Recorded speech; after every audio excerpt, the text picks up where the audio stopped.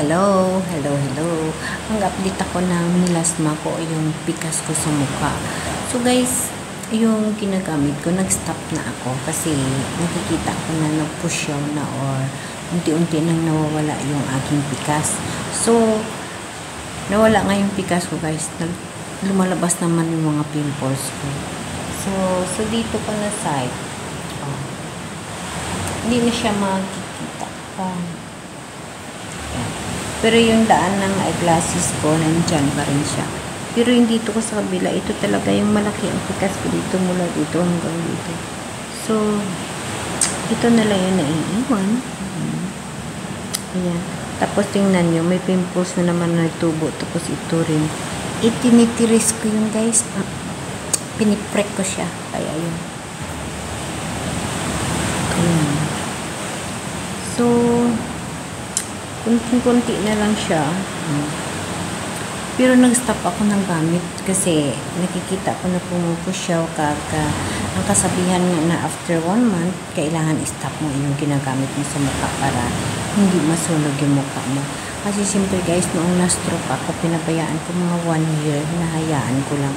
Kasi siyempre hindi tayo masyado makakilos. Nahayaan ko lang yung mukha ko. So ngayon, pa-recover na siya. Yan.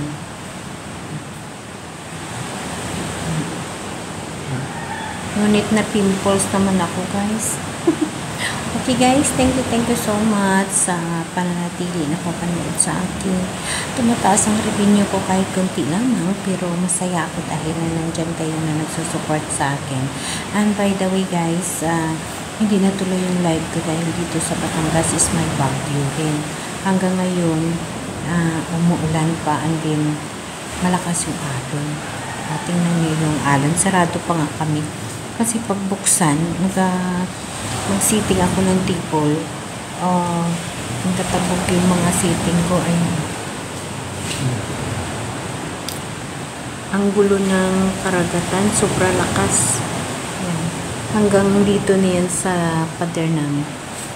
So ganun yung update natin guys sa weekend ko ngayon. Yung milasma natin na masaya ako dahil konting-konti na lang. Ayun, dahil na konting-konti na lang yung natitira na matatanggal din. So kahit pa paano, masaya ako kasi yun lang naman yung gusto kong matanggal, yung milasma or yung pikas ko.